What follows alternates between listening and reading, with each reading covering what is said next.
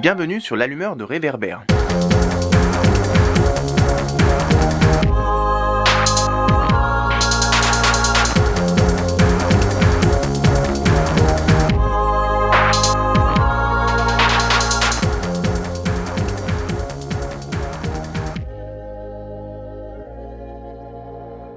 C'est comme si le féminisme, c'était toujours que pour les femmes. Mais je veux dire, avant, les pères étaient charge de famille. Mine de rien, c'est quand même un poids qu'il fallait supporter, qu'il faut peut-être encore supporter aujourd'hui. Mais le féminisme a aussi permis à ces pères d'avoir le choix de plus être charge de famille. Parce que c'est pas obligatoirement les femmes qui quittent les hommes, et si elles le font, elles ont leur raison, et puis elles ont le droit, et les hommes ont le droit de quitter les femmes, ils ont le droit aussi. Mais ça leur permet également de plus être charge de famille. Mais ils gardent quand même leurs droits. Bonjour à toutes et à tous, la voix que vous venez d'entendre est celle de Maryline Pruvrel. Nous l'avons interviewée le 24 février dernier, à Poitiers, où elle réside avec sa fille depuis quelques années maintenant. Dans l'épisode d'aujourd'hui, nous allons parler d'un sujet qui passe souvent sous les radars des médias, la situation des familles monoparentales en France, et notamment des mères qui élèvent seules leurs enfants. C'est une situation qui concerne beaucoup de monde et surtout de plus en plus de monde, puisqu'en un peu plus de 3 décennies, le nombre de familles monoparentales a presque doublé. Elles sont passées de 950 000 en 1990 à 1,7 million aujourd'hui. Et leur situation est parfois très précaire. Pour ne citer qu'un chiffre, les familles monoparentales, constituées à 85% par des mères célibataires, vivent pour un tiers d'entre elles sous le seuil de pauvreté. On reviendra au cours de l'interview sur les statistiques et sur le profil des familles monoparentales. Alors, hasard du calendrier, et alors que cette question est restée globalement ignorée par le gouvernement sous le premier quinquennat Macron, on sent depuis quelques mois une sorte d'émulation autour du sujet de la monoparentalité. On peut noter par exemple qu'ont eu lieu le 29 janvier dernier, en Ardèche, les assises de la monoparentalité. Dans la foulée du 8 mars, plusieurs députés de tous bords, essentiellement de gauche, ont porté une proposition de loi visant à améliorer la situation des familles monoparentales. Et plusieurs études ont été produites récemment et ont fait l'objet d'articles dans des journaux pour parler de la situation des familles monoparentales et notamment des mères seules.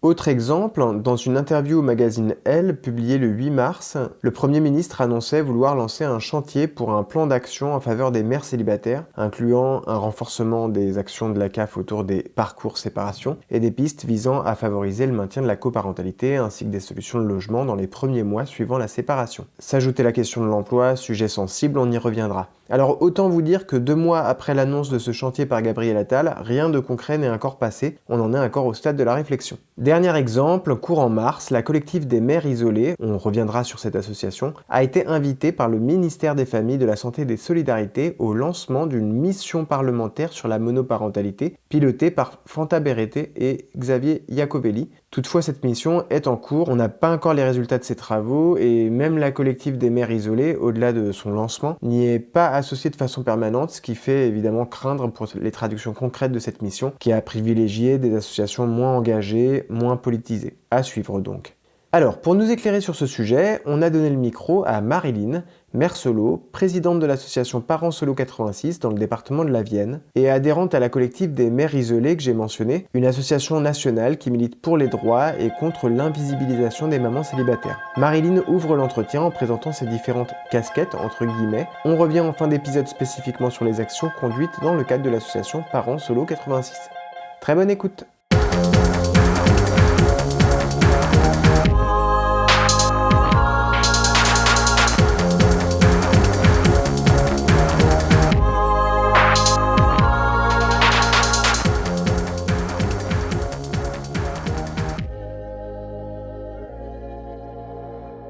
Je suis maman solo depuis 6 ans, parce que j'étais maman solo dès ma grossesse. J'aime bien le préciser parce que on commence déjà à être parent dès la grossesse, et je pense que déjà dès ma grossesse, je le vivais en fait, cette monoparentalité. Donc oui, je disais, j'ai plusieurs casquettes, parce que je suis présidente aussi de l'association Parents Solo 86, dans la Vienne, et je suis adhérente d'un collectif, ça s'appelle la collective des mères isolées. Parents Solo 86, c'est une association qui a été fondée en 2019, j'en faisais pas encore partie. Et au départ, c'était des parents qui s'étaient regroupés comme ça un peu sur Facebook et quelques parents ont décidé de monter cette association. Donc c'est officiellement 2024, c'est les 5 ans de l'asso. J'avais vu que c'était dans le cadre ou appuyé par l'Union départementale des associations familiales. C'est ça, oui, on est adhérent de l'UDAF. Et depuis combien de temps t'en es la présidente? J'étais adhérente depuis 2 ans, ça va faire ma 3e année, et j'ai commencé à vraiment m'investir il y a 2 ans, et l'année dernière, j'ai pris la présidence. Bon, la chance qu'on avait, c'est que les anciennes, celles qui ont un peu lancé le truc, il y en a qui travaillent à l'UDAF, donc elles connaissaient aussi comment faire. Du coup, Et donc ça s'est fait, ouais, voilà. Elles ont structuré. Au début, c'était une collégiale, après, ça s'est transformé en asso.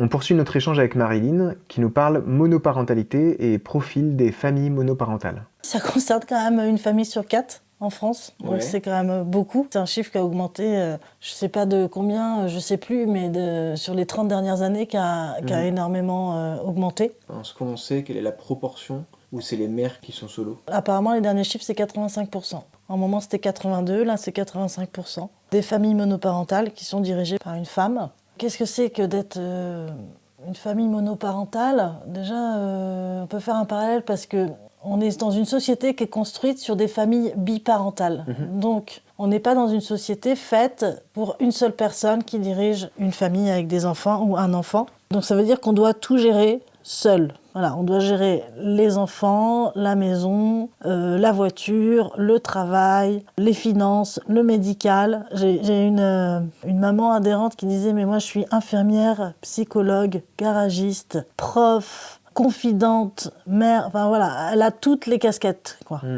Et on doit tout gérer seul, sans avoir plus d'aide, parce qu'on n'a pas beaucoup d'aide. On n'a pas d'aide, même en fait, en tant que famille monoparentale.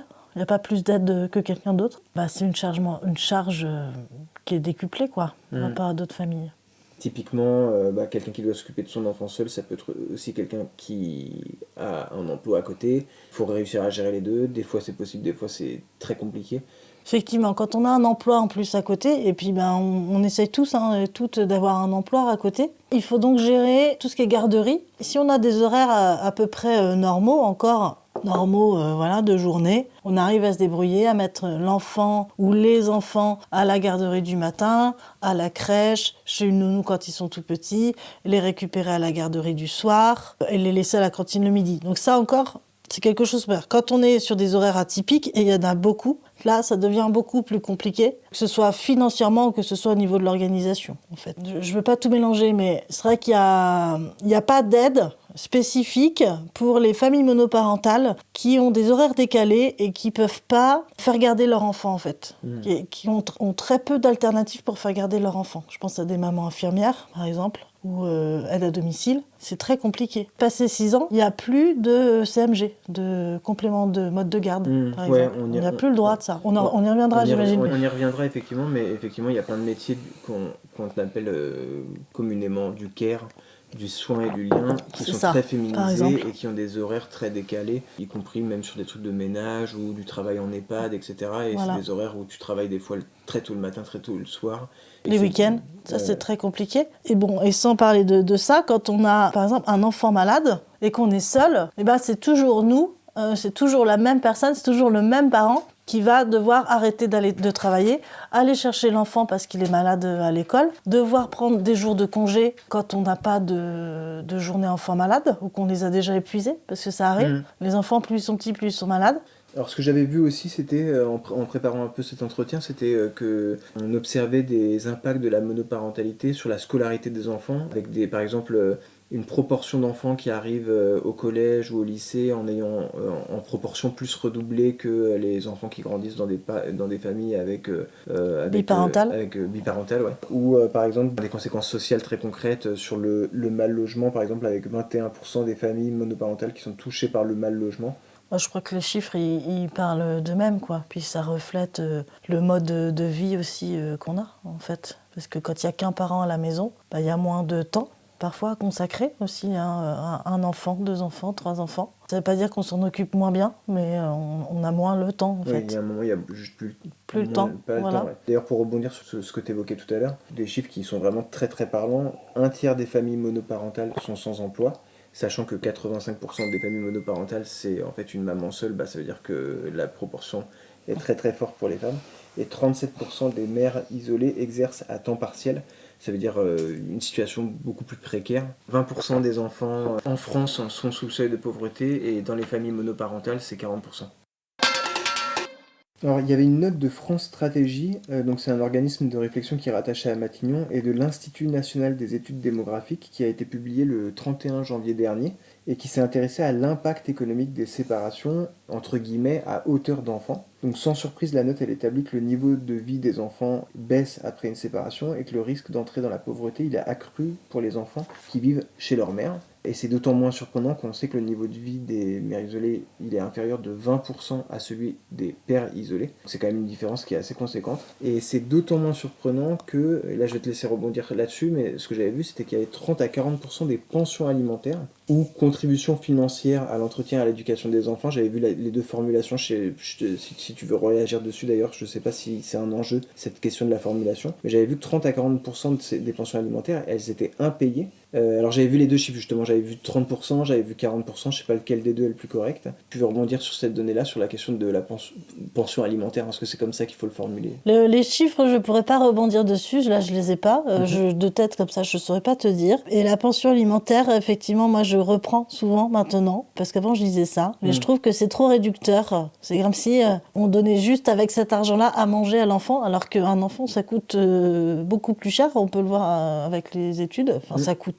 Oui, comme tout, quoi. Ouais. Tu vois ce que je veux dire ? Donc, effectivement, contribution à l'entretien et à l'éducation des enfants, je trouve ça beaucoup mieux, en fait, comme formulation. Parce qu'un enfant, il y a l'entretien toute la journée, avoir un logement, payer l'école, payer d'autres choses, donc payer des chaussures, payer des vêtements, voilà. Il y a à peu près 1 million de personnes qui la touchent en France, et elle est fixée en moyenne et par mois à 170 €. Ça me paraissait étrangement bas. Ça te semble réaliste comme montant ? Oui, ça me semble réaliste, surtout que tu parles d'une moyenne, en fait. Oui. Donc effectivement, il y en a qui vont gagner un peu plus, donc ils vont verser un peu plus. Mais en vrai, il y en a beaucoup qui versent beaucoup moins que ça en pension alimentaire. J'avais vu que le coût moyen d'un enfant, il est évalué. Alors là encore, j'ai des chiffres différents, donc j'ai pris une valeur basse et une valeur haute. Mais j'ai vu qu'il était évalué dans une fourchette comprise entre 666 et 750 € par mois. En fonction de l'âge. Voilà, donc je pense que ça diffère beaucoup en fonction de l'âge. Ouais.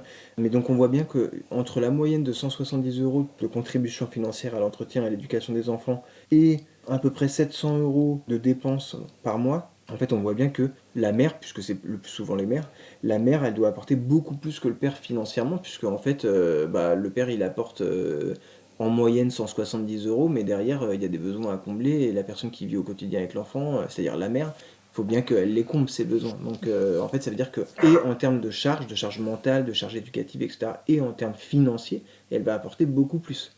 Oui, c'est un bon constat, tout à fait. Et encore quand il paye la pension, parce qu'il y a cette question-là de verser ou de ne pas verser la pension alimentaire ou la contribution. Et en plus de ça, c'est surtout que la contribution à l'entretien et l'éducation de l'enfant, elle n'est pas calculée sur les besoins de l'enfant, mais elle est calculée en fonction des revenus du parent, non gardien, en fait. Donc c'est complètement biaisé. Ouais, c'est assez surprenant. Voilà. Ouais. Parce que j'ai l'impression que dans les textes, il y a écrit qu'il faut que ce soit pris en compte les deux, et les besoins de l'enfant et les capacités du parent, mais dans les faits, c'est pas comme ça que ça se passe. En fait, Non, dans les faits, c'est en fonction des capacités du parent, sauf que l'enfant, il a des besoins, et ça, c'est le parent qui assume la garde, qui doit les assumer, quoi. C'est ça. La cerise sur le gâteau, c'est que le père, puisque c'est le plus souvent le père, il peut défiscaliser la pension qui est versée, alors qu'elle est imposable pour les mères.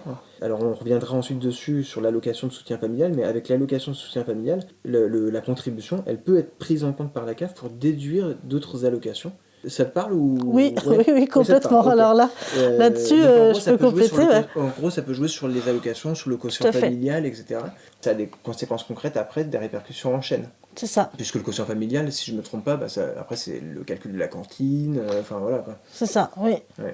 Tout à fait, c'est exactement ça. Quand tu as une pension alimentaire, je vais reprendre une pension alimentaire, qui est fixée, on va dire, à 50 €, la CAF va prendre en charge parce que maintenant c'est 187 € l'allocation de soutien familial. Donc la CAF va te verser la différence pour un enfant.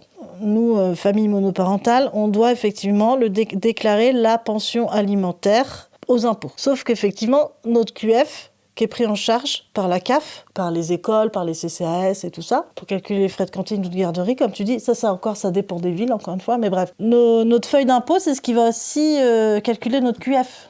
en fait. Ouais. Donc effectivement, quand cette pension alimentaire elle est prise dans notre QF il augmente, et donc nos aides pour faire garder les enfants, elles baissent. Ouais. Alors il y a un autre truc qui est assez absurde, c'est que du coup, un parent non gardien qui verse une pension de 50, admettons que la pension elle soit augmentée.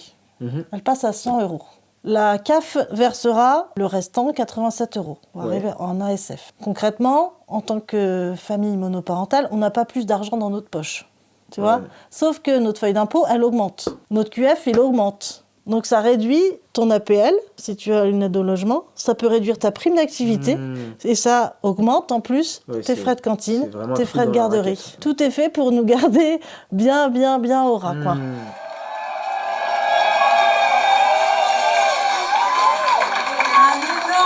À toutes et à tous les artistes présents ce soir. Alors la collective, ce sont des mères isolées et leurs enfants. La collective est née à Montreuil au printemps 2020 d'un constat d'inégalité d'accès pour les familles monoparentales aux services municipaux, notamment la restauration scolaire. Ici, on entend un extrait d'une soirée organisée au profit de la collective des mères isolées en mars 2023 à Montreuil.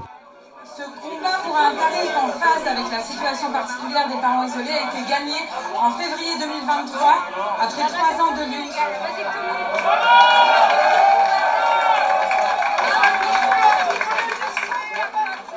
J'interromps l'entretien à ce stade pour ouvrir une parenthèse. En effet, on enchaîne ensuite avec Marilyn sur l'allocation de soutien familial, l'ASF, qui est un système de recouvrement des dites pensions alimentaires mis en place par la CAF. Si vous avez bien suivi jusque-là, on a déjà évoqué cette allocation dans les 5 dernières minutes, et Marilyn en a même résumé brièvement le principe.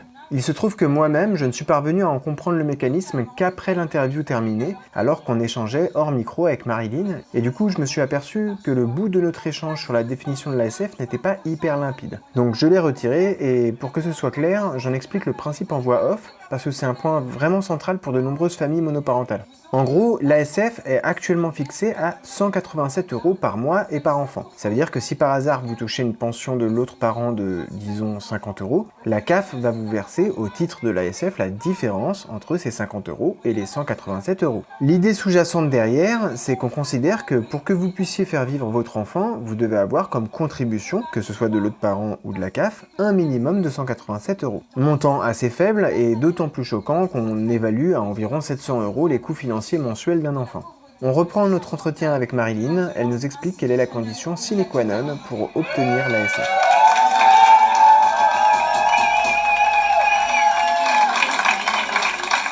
On a l'habitude de parler à des familles, à des mères, à des femmes, mais être reconnu ici et maintenant est une force pour nous, pour les combats qu'on mènera demain, et ils seront longs. Nos luttes sont pour toutes et tous. Notre collectif est non mixte, mais nos combats ne le sont pas.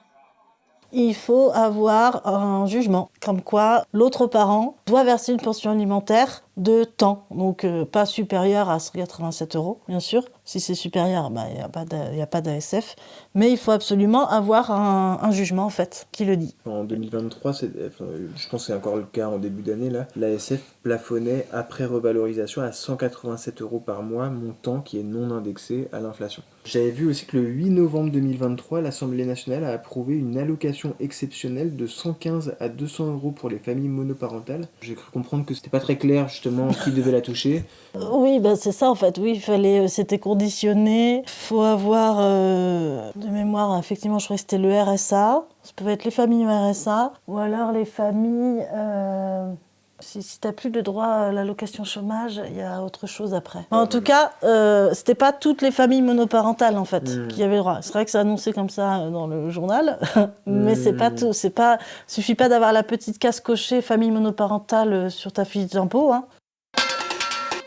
Je suis adhérente de la collective. Je m'en suis rapprochée un peu plus là parce que je suis présidente de l'association Parents Solo 86. La collective des mères isolées, c'est né à Montreuil. Ça a dû naître en 2019-2020. C'est des mères qui se sont rendues compte qu'elles payaient pour la cantine le même tarif que des familles biparentales en fait. Sauf qu'elles n'ont pas les mêmes revenus en général. Et c'était pas du tout calculé sur le QF parce que ça dépend des villes en fait, le QF. Nous à Poitiers, on a la chance que ce soit calculé sur le QF. Et donc elles ont commencé à se battre là-dessus. Elles ont fini par avoir gain de cause au bout d'un combat acharné. Voilà, elles ont monté la collectif des mères isolées. Et ça fait des petits, un collectif à Marseille, il doit y en avoir effectivement un à Saint-Denis, il doit y en avoir un à Rennes. La particularité, c'est vraiment un mouvement politique en fait. Elles militent pour reconnaître le statut de parents isolés. Et cette association, elle porte une proposition de loi avec 10 propositions. Donc tu viens de le dire, sur la création d'un statut de parents isolés et la reconnaissance des droits afférents en matière d'accès au logement, santé, éducation, loisirs.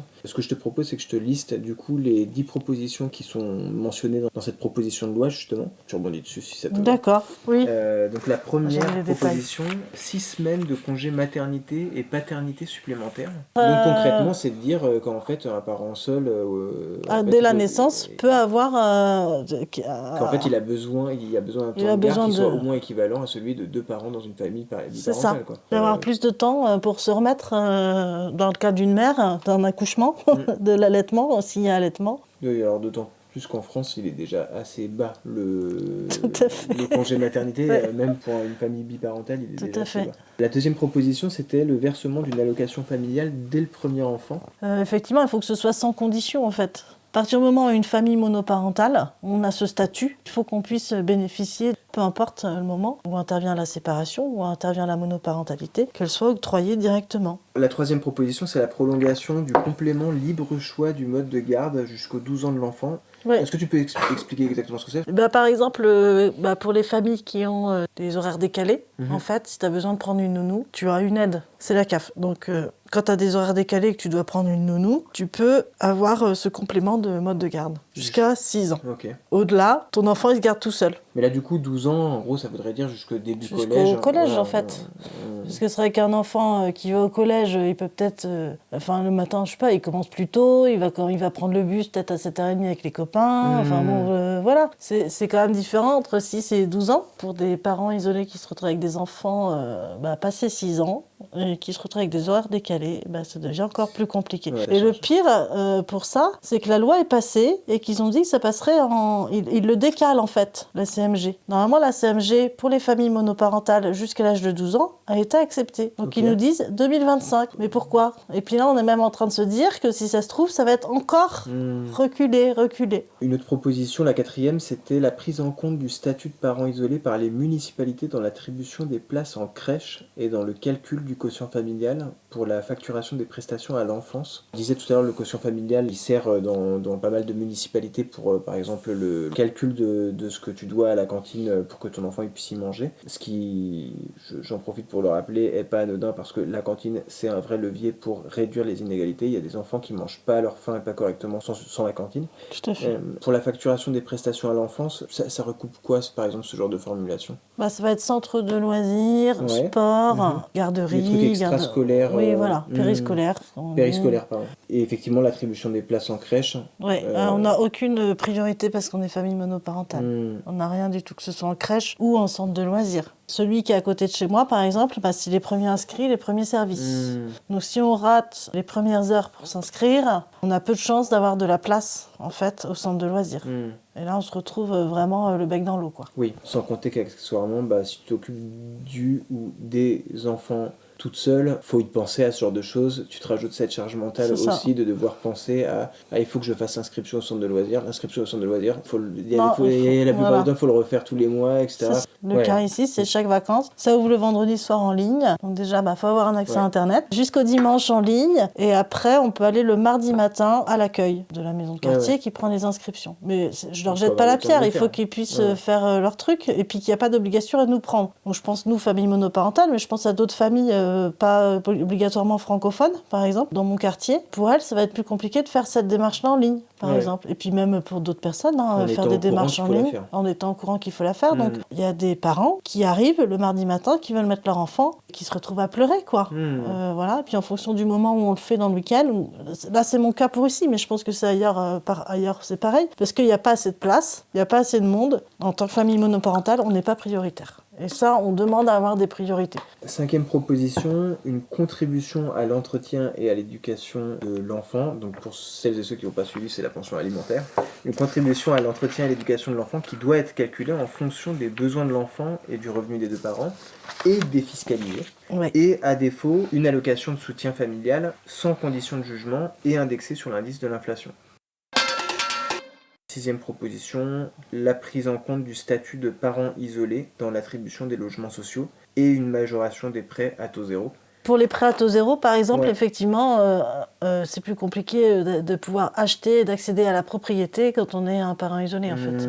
7e proposition, c'est une carte de réduction dans les domaines des transports, des loisirs, des pratiques sportives et de la culture. Les transports, c'est très cher. Alors, je pense que c'est Ouais. très cher pour tout le monde. Voilà, mais bon, bah, c'est toujours pareil, hein, le rapport financier. L'argent, c'est le nerf de la guerre. Hein. Moins on a d'argent, moins on peut faire de choses, en fait. Et quand on joue sur un salaire, quand on a un salaire, Oui, tout de suite alors, plus cher, quoi. 8e proposition, le doublement du nombre de jours de congés pour enfants malades. Tu en parlais tout à l'heure, du coup. Ouais, on en parlait. Ouais. Doublement. Enfants malades, ça dépend des entreprises. C'est pas obligatoire, à part dans la fonction publique où je Ouais, crois qu'ils ont ok. tous 12 jours ou 6 jours, je sais plus. Et ça dépend de l'entreprise. Moi, la dernière fois, j'ai travaillé dans une asso. La convention collective, il n'y avait pas de journée enfants malades. Et dans le CA, ça n'avait pas été décidé, par exemple. Donc, Ça, il y avait c'est vraiment- 0 journée enfants Ouais. malades. Donc, effectivement, les doubler ou alors au moins en mettre un nombre minimum obligatoire. Donc, les filles en avaient parlé, les filles de la collective m'ont dit qu'elles en avaient parlé avec Fanta Barrett, ou députée, qui à un moment avait parlé de faire une carte 50% pour les familles monoparentales. Et la Voilà, Reine mais c'est un... Oui, Renaissance. Et elle avait dit, oui, mais ça, il faut voir avec le patronat. Ça, bah non, c'est pas possible. C'est à l'État de statuer, en fait. C'est à l'État de dire, pour les familles monoparentales, il y aura tant de jours de congés enfants malades. Doublés quand ils sont petits, enfin, il faut en tenir compte. Ah bah typiquement, ce que tu disais, une asso ou une entreprise qui ne mentionne pas de jours enfants malades, c'est juste un écueil énorme pour recruter des mamans, en fait. Oui, tout à fait. En fait, concrètement, c'est ça ce que ça veut dire. C'est ça. C'est-à-dire que si t'es maman, tu sais que si ton enfant il est malade, dans cette boîte, ça va être pour ta pomme, quoi. C'est ça. 9e proposition, des trimestres supplémentaires et une majoration du montant de la pension de retraite. Je peux compléter ou je peux pousser un petit peu. Ça s'explique par le fait qu'effectivement, ce sont majoritairement donc des femmes en plus qui sont à la tête de familles monoparentales. Que quand ce sont des femmes, les mères ont souvent des emplois plus hachés et moins bien payés, ou à temps partiel, c'est ce qu'on a dit tout à l'heure en fait. Et que donc ça va se répercuter effectivement sur la retraite. Ça paraît juste en fait, ce qui est demandé. Oui, en fait, c'est aussi reconnaître que le temps qui n'est pas travaillé au sens salarial du terme, c'est quand même un temps travaillé. En fait, c'est quand même un temps qui mérite ensuite de gagner quelque chose à la retraite parce qu'en fait, c'est un temps qui est... temps qui est donné à ton enfant, c'est aussi un temps qui est donné à la collectivité, en fait. Oui. D'une certaine manière. C'est reconnaître que quand tu es chez toi, ça veut pas dire que tu ne fais rien. Oui, c'est aussi une reconnaissance et puis ce serait en compensation aussi du fait de ne pas pouvoir travailler pleinement. Oui, complètement. La 10e dernière proposition, c'était des tarifs préférentiels permettant l'accès aux couvertures mutuelles de santé, une aide gratuite en cas de maladie, handicap ou soins réguliers dus à une affection longue durée, enfin une aide spécifique pour les parents isolés d'enfants malades ou porteurs de handicap. C'est complet en soi, mais on peut illustrer par des exemples. Effectivement, une maman qui a un enfant, je pense à quelqu'un en particulier, du coup, qui a eu un enfant malade, c'était très compliqué, et qui se retrouve sans rien, qui se retrouve seul avec la charge de son enfant et sans aucune aide. Il y a ça. Donc aujourd'hui, il n'y a pas d'aide spécifique pour des parents isolés d'enfants malades ou porteurs de handicap. Non. Ouais. Non, il n'y en a pas. Là, si on remet en perspective avec les chiffres qu'on a mentionnés tout à l'heure, enfin, la proportion de parents de familles monoparentales qui sont proches du seuil de pauvreté, de la précarisation, etc., c'est complètement hallucinant de se dire que si tu cumules tout ça avec en plus le fait d'avoir un enfant malade ou porteur de handicap... Bah oui, puis je pense que même pour un couple, c'est déjà compliqué d'avoir un enfant malade. Il y en a peut-être un qui va se sacrifier pour rester plus à la maison. Au hasard. Voilà. Parce que on le sait, c'est elle qui est la moins payée en général. Mais effectivement, quand on est famille monoparentale, c'est encore plus compliqué. Puis il suffit qu'il y ait plusieurs enfants. Tout ça se cumule, oui. J'avais vu qu'une proposition du collectif des mères isolées avait été soumise à l'étude dans le cadre de la niche parlementaire de la France Insoumise le 22 novembre 2023, à savoir la déconjugalisation de l'allocation de soutien familial. L'idée, c'est que même quand le parent se met en couple, il doit continuer à toucher l'ASF. J'en comprends qu'il ne le touche plus quand il se met en couple. C'est ça. Il y a Adrien Clouet là qui le défend, qui l'a défendu. C'est un député. C'est un député, ouais. Tu peux le voir en ligne, la séance là-dessus. Il explique très bien qu'effectivement, en plus, ça touche majoritairement des femmes. Donc c'est une pénalisation encore pour les femmes, et principalement pour les enfants, comme il dit. Parce qu'un enfant dont l'autre parent va verser la contribution à l'éducation et à l'entretien de l'enfant, admettons 200 € par mois, même si l'autre parent se remet en couple, l'enfant continuera de recevoir cette pension alimentaire. Alors que si l'enfant, son autre parent biologique, ne verse pas cette contribution et qu'il a donc l'ASF, eh ben ça s'arrête automatiquement dès que son parent gardien se remet en couple. C'est complètement injuste. Je voulais revenir avec toi sur un moment politique, c'est la, entre guillemets, révolte de banlieue qui a suivi cet été 2023 la mort du jeune Naël. Parce que 60% des mineurs interpellés lors de ces émeutes, c'était des jeunes issus de familles monoparentales. Aurore Berger, qui était ministre des Solidarités entre juillet 2023 et janvier 2024, avait dévoilé début décembre 2023 son plan d'action choc pour responsabiliser les parents, entre guillemets, défaillants, et plus particulièrement les pères déserteurs. Donc j'avais vu que la collectif des mères isolées avait un peu réagi. J'ai un peu suivi de loin. Je ne pourrais pas vraiment rentrer dans les détails là-dessus. Déjà, je ne sais pas d'où sortent les chiffres. Je trouve ça assez intéressant. J'aimerais bien savoir d'où ils sortent ce chiffre de 60%, mais pourquoi pas ? Déjà, c'est étrange qu'on ait trouvé ce chiffre, c'est-à-dire qu'on l'a cherché peut-être. Oui. Aussi, on peut se poser la question. Mais je trouve que ça montre encore une fois le dédouanement de l'État face aux cités, face à ces jeunes, face à ces familles qui ne se rendent pas compte en fait de la réalité dans laquelle les gens vivent. Et puis responsabiliser les pères, c'est pas ce dont les familles monoparentales ont besoin en fait. Je précise juste, mais Aurore Berger, elle avait préconisé à ce moment-là des travaux d'intérêt général, le paiement d'une contribution financière à une association de victimes, et une amende pour les parents qui ne viennent pas aux audiences qui concernent leurs enfants, et s'en était suivi la création d'une commission scientifique diligentée par la ministre pour s'intéresser à l'enfant et à l'adolescent. En gros, on va vers une répression des pères plutôt que de créer un statut pour les mères isolées, quoi. Ce que tu disais, effectivement, ça dédouane l'État de ses responsabilités, c'est toujours les individus qui sont responsables. Et en plus, comme on est dans un contexte cité, effectivement, c'est les individus issus de minorités visibles. Oui, t'as raison. Il y a un gros biais là-dessus. En gros, la loi elle parle de droit de visite et d'hébergement et pas de devoir, et que quand le droit n'est pas exercé, il faut 2 ans pour faire reconnaître un abandon d'enfant, et sans aucune condamnation pour le parent démissionnaire. Le Code civil dispose que chacun des parents contribue à l'entretien et à l'éducation des enfants à proportion de ses ressources, de celles de l'autre parent ainsi que des besoins de l'enfant. Les pères déserteurs, ça résout pas le problème du quotidien en fait. Enfin, là je me prononce moi. C'est-à-dire que les papas qui vont faire des travaux d'intérêt général, c'est pas ça qui va va ramener. Oui, en plus, c'est pas ça. Et puis aller les chercher quoi. Accroche-toi. Voilà. Je voulais rebondir sur les droits justement. En fait, les droits de visite et d'hébergement, c'est un droit. Donc il y a ce qu'on appelle la garde exclusive et la garde alternée. La garde exclusive, c'est donc le parent gardien, la mère majoritairement, mais il y a aussi des pères, donc qui a l'enfant, et l'autre parent a des droits de visite et d'hébergement. Le truc classique, c'est un week-end sur 2, la moitié des vacances. Ça, c'est le classique. On peut moduler. Mais un parent qui ne vient pas prendre son enfant un week-end sur 2 ou la moitié des vacances, il n'est pas inquiété, en fait. Il n'y a pas de problème, c'est pas grave. Par contre, l'autorité parentale, elle est toujours conjointe, tu vois. Et ça, c'est compliqué. Et même s'il déserte pendant 2 ans, et ben, s'il revient au bout de 3 ans, il y a toujours ce lien que la justice estime prioritaire de maintenir le lien si l'autre parent décide de revenir comme ça. Alors ce sera modulé, tu vois. Ce que ça veut dire, c'est qu'il y a l'autorité sans la responsabilité. Oui, en fait. c'est ça. Et sans la prise en charge. Oui, voilà, accessoirement. Et pour certains pères, c'est encore un moyen aussi d'asseoir leur autorité, leur emprise sur certaines mères, quoi.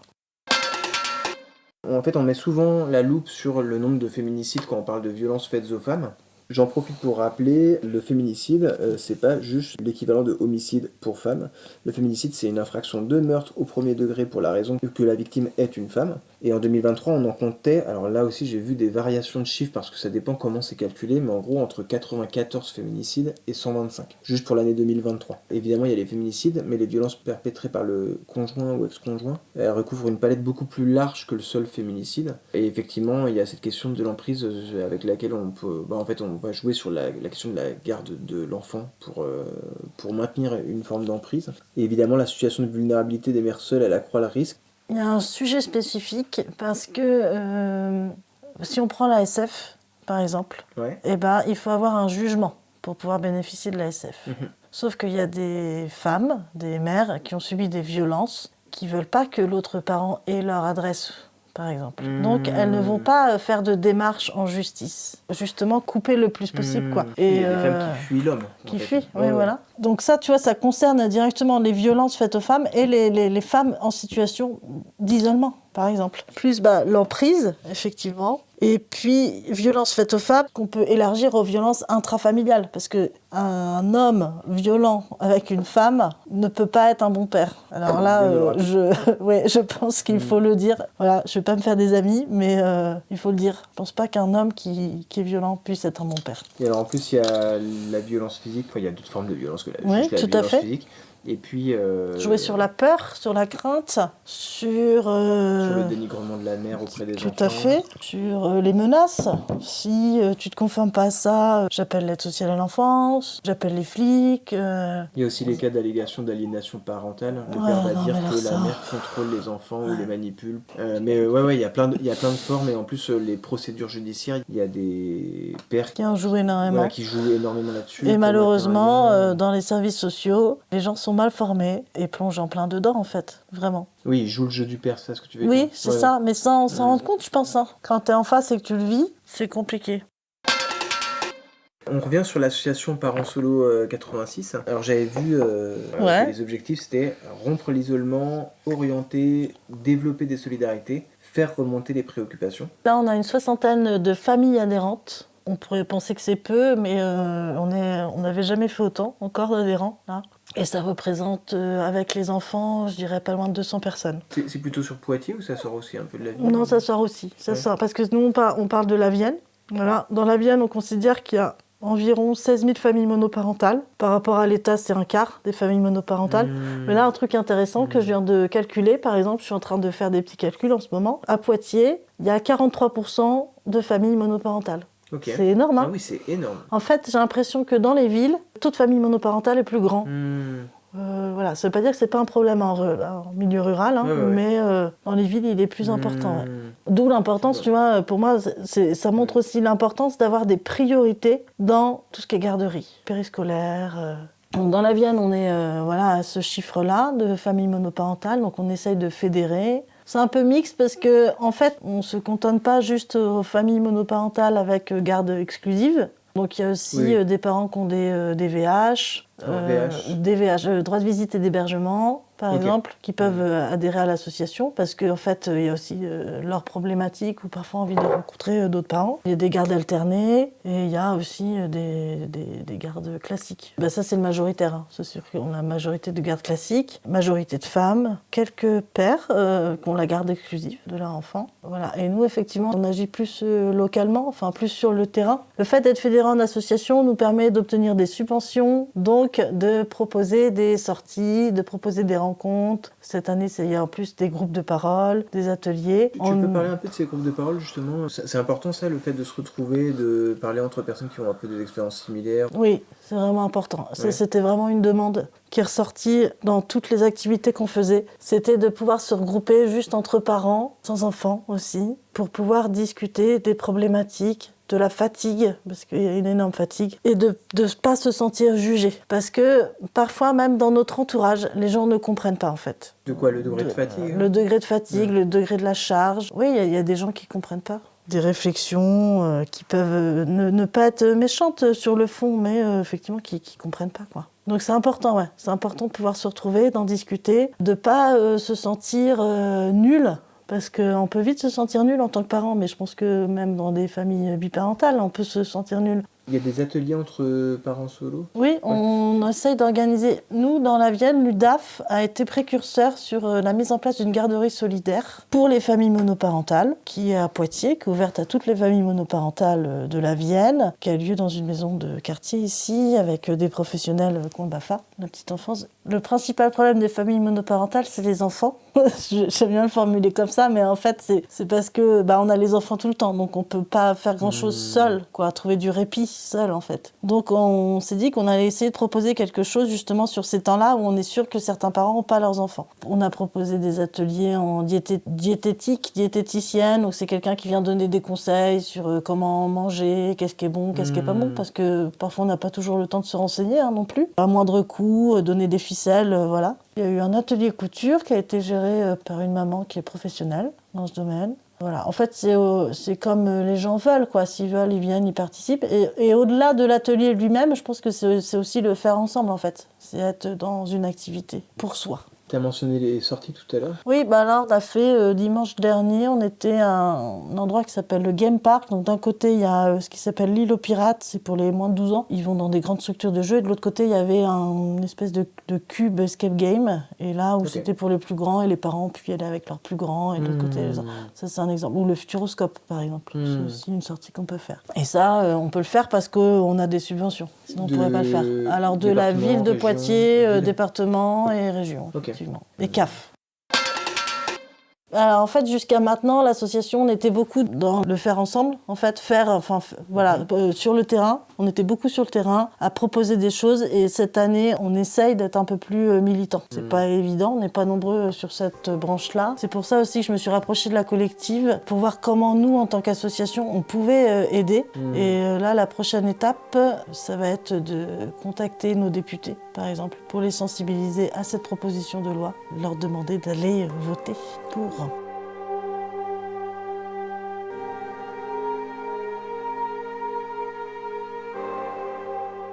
On arrive au terme de notre épisode. On espère qu'il vous a intéressé et que vous l'avez trouvé éclairant. N'hésitez pas à le partager si c'est le cas ou si vous connaissez quelqu'un que ça peut intéresser. On remercie au passage Marilyn pour le temps qu'elle nous a consacré. Vous l'avez compris, le combat pour la reconnaissance d'un statut du parent isolé n'est pas anodin et il ne concerne pas juste les mères actuellement célibataires. Déjà, il concerne potentiellement tout un chacun qui a ou pourra avoir un ou des enfants, puisque des fois c'est contraint et non par choix que l'on devient parent solo. Un décès, une séparation, etc. Mais surtout, derrière le statut et les droits des familles monoparentales, il y a une question d'égalité. C'est un combat central pour les droits des femmes en général, car la liberté, les droits et la sécurité conférées aux mères seules, c'est le symbole de la liberté, des droits et de la sécurité minimale que la société entend assurer à toutes les femmes. Et d'ailleurs, les féministes de tout temps ne s'y sont pas trompés, puisque dès la fin du XVIIIe siècle et tout au long du XIXe et du XXe, parmi les revendications pour les droits des femmes, on trouve non seulement la demande du principe d'égalité des droits entre hommes et femmes, mais également des droits reconnus spécifiquement pour les familles monoparentales, la reconnaissance des enfants nés hors mariage et la création d'aides spécifiques aux mères seules et à leurs familles. Ces revendications sont des constantes dans le combat féministe depuis plus de 2 siècles, et ça n'est certainement pas un hasard.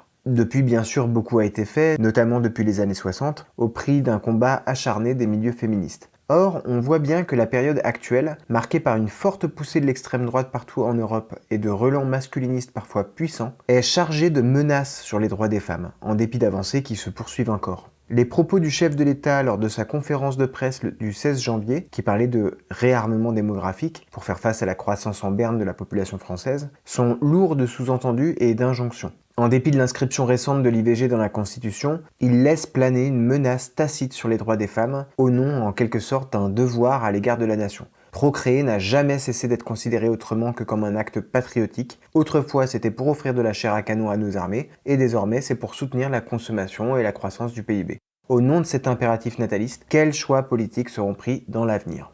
En outre, les politiques gouvernementales, en dépit de beaux discours, tendent à fragiliser toujours un peu plus la situation des femmes et notamment des mères isolées. Je citerai 2 exemples. Le premier, c'est la réforme des retraites adoptée en 2023, dont il a été démontré à maintes reprises, à l'époque, qu'elle pénalisait particulièrement les femmes, car elles ont en moyenne des carrières plus hachées et donc une cotisation tout au long de leur vie beaucoup plus précaire. Et deuxième exemple, le Premier ministre a annoncé en début d'année la suppression de l'allocation spécifique de solidarité, l'ASS, minimum social destiné aux chômeurs de longue durée ayant épuisé leurs droits aux allocations chômage. Cette suppression de l'ASS, comme l'ont démontré plusieurs économistes, notamment Guillaume Allègre et Muriel Pucci pour Alternative économique, elle va se traduire par une perte de revenus pour de nombreux foyers, et notamment les seniors et les parents isolés et précaires, puisque ce sont les publics les plus fréquemment exposés à des situations de chômage de longue durée.